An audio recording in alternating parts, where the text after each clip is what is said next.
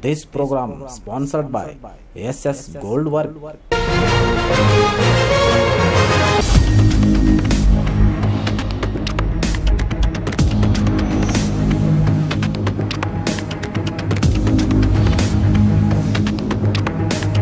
स्वागत है आपका बी न्यूज नेशन में। मैं हूं आबिद शेख। रेत माफिया को रोकने की कोशिश में खुद रविकांत पाटिल पहुंचे सलाखों के पीछे।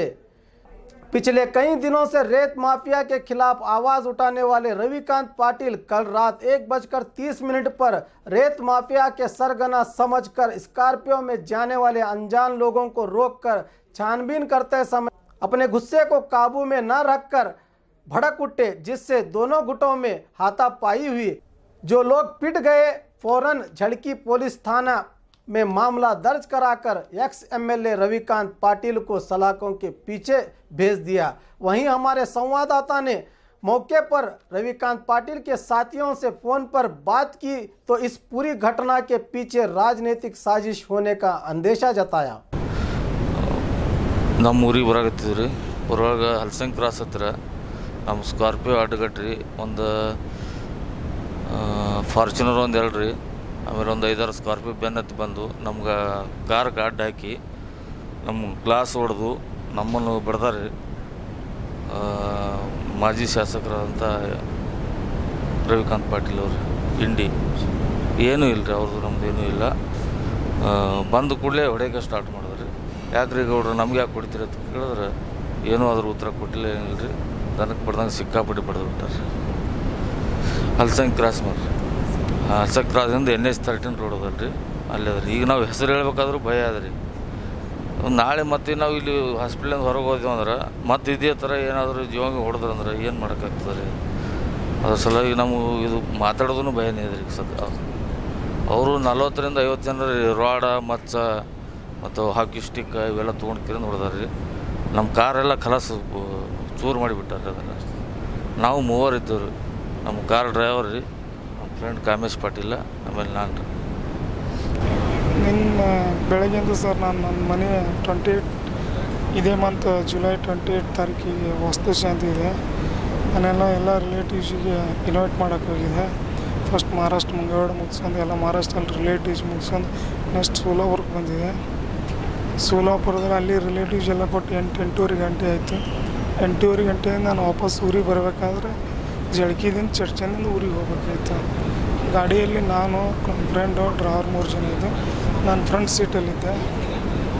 ಹಲ್ಸಂಗಿ ಕ್ರಾಸ್ ದಾಟಿದ ತಕ್ಷಣ ಒಂದು ಅರ್ಧ ಗಂಟೆ ಹಲ್ಸಂಗಿ ಕ್ರಾಸ್ ಮಧ್ಯೆ ಮತ್ತು HP ಪೆಟ್ರೋಲ್ ಪಂಪ್ ಮಧ್ಯೆ ಒಂದು 4-5 ಜನ ಗಾಡಿ ಬಂದು 4 ವೀಲರ್ ಬಂದು ನಮ್ಮ ಗಾಡಿ ಸೈಡ್ ಹಾಕಂಗೆ ಅಂತ ಹೇಳಿದ್ರು। ನಮ್ಮ ಭಯ ಆಯಿತು, ಯಾಕೆ ಹಾಕ್ಬೇಕಂತ ಸೈಡ್ ಅವರು ನಮ್ಮ ಗಾಡಿ ಟಚ್ ಮಾಡಿದ ತಕ್ಷಣ ಸೈಡ್ ಹಾಕಿದೆವು ಗಾಡಿ। ಇದನ್ನು ಬಂದ ತಕ್ಷಣ ಎಲ್ಲರೂ ಹೊಡ್ಯಾಕೆ ಚಾಲು ಮಾಡಿದ್ರು। ಏನೇನಿಲ್ಲ, ಅವ್ರು ನಮ್ಗೆ ಯಾರು ಅಂತ ಗೊತ್ತಿಲ್ಲ, ಯಾವ ಗಣಿಗಾರಿಕೆನಿಲ್ಲ, ಯಾವುದೂ ಇಲ್ಲ। ಹೌದು ರೀ, ಇಲ್ಲಿ ಗೊತ್ತಿಲ್ಲ ಸರ್ ನಿನ್ನೆ 9 ಗಂಟೆಯಿಂದ ನಮ್ಮ ಊರಿಗೆ ಹೊಂಟಿದ್ದೇವೆ ರೀ ಸೊಲ್ಲಾಪುರದಿಂದ ರೀ। ಯಾರೋ ಫಾರ್ಚುನರ್ದಾಗ ಒಂದು 10-12 ಗಾಡಿ ರೀ ಬಂದು ನಮ್ಗೆ ಅಟ್ಯಾಕ್ ಮಾಡಿದ್ರಿ। ನಮ್ಮ ಗಾಡಿಗೆಲ್ಲ ಗ್ಲಾಸ್ ಹೊಡೆದಾರ ರೀ, ಆಮೇಲೆ ಅವ್ರ ಹತ್ರ ತಲ್ವಾರಿದ್ದು, ಆಮೇಲೆ ಬಡಿಗಳನ್ನ ನಮ್ಗೆ ಹೊಡೆದಾರ್ರಿ, ಕೈ ಕಟ್ಟಾಗ್ಯಾವ್ರಿ ನಮ್ಮ। ಆಮೇಲೆ ನಮ್ಮ ಮಾಲಕರಿಗೆ ಎಲ್ಲರಿಗೆ ಅವ್ರ ಮಗು ಅಟ್ಯಾಕ್ ಮಾಡ್ಯಾರ್ರಿ, ಅವ್ರಿಗೆ ಬಡ್ದಾವ್ರಿ। ನನಗೆ ಪರಿಚಯ ಇಲ್ರಿ ಸರ್, ಅವರು ನನಗೊಂದು ಅಡಿ ಹಾಕ್ಯಾರ್ರಿ, ಅವ್ರು ಒಂದು ಅಡಿ ಹಾಕ್ಯಾರ। ನಾವು ಫಸ್ಟ್ ಟೈಮ್ ರೀ ಅವ್ರ ಗಾಡಿ ಮೇಲೆ ಸರ್। ಅವರು ಒಂದು 20-30 ಜನ ಇದ್ರು। ಅವ್ರ ಗಾಡಿ ಒಂದು 10-12 ಇದ್ದಿರ್ಬೇಕು ಸರ್। ಹ್ಞೂ ಸರ್,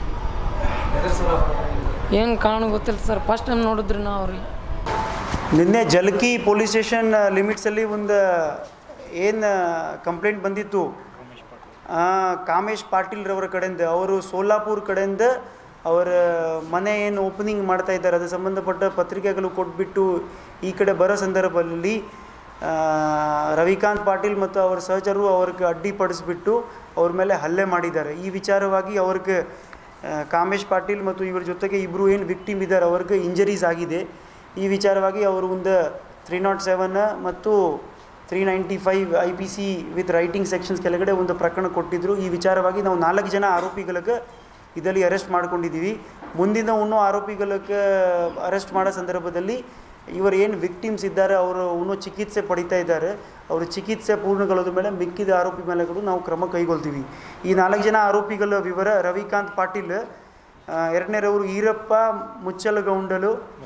ಮುಚ್ಚಗೌಂಡರು, ಮೂರನೇದು ಬಾಲು ಗುಣಾರೆ, ನಾಲ್ಕನೇದು ಧರಪ್ಪ ಧನಗರ, ಇವರು ಡ್ರೈವರ್. ಇವರು 4 ಜನಕ್ಕೆ ನಾವು ಈ ಕೇಸಲ್ಲಿ ಅರೆಸ್ಟ್ ಮಾಡಿಕೊಂಡು ಕೋರ್ಟಲ್ಲಿ ಜಡ್ಜ್ ಹತ್ರ ಪ್ರೊಡ್ಯೂಸ್ ಮಾಡಿಕೊಂಡು ಇವ್ರಿಗೆ ಜುಡಿಷಿಯಲ್ ಕಸ್ಟಡಿ ಆಗಿದೆ. ಇವರ 4 ಜನ ಹೆಸರು ಜೊತೆಗೆ ಈ ಥರದವರು ಕೊಟ್ಟಿದ್ದಾರೆ. ಸೊ ಅದೇ ಈ ಥರದವ್ರಿಗೂ ನಾವು ಮಾಹಿತಿ ತಗೊಂಡು ವಿಚಾರಣೆ ಮಾಡಿಕೊಂಡು ಮುಂದಿನ ಅವ್ರ ಮೇಲೆ ಕ್ರಮ ಕೈಗೊಳ್ತೀವಿ. और खबरों के लिए देखते रहिए बी न्यूज़ नेशन.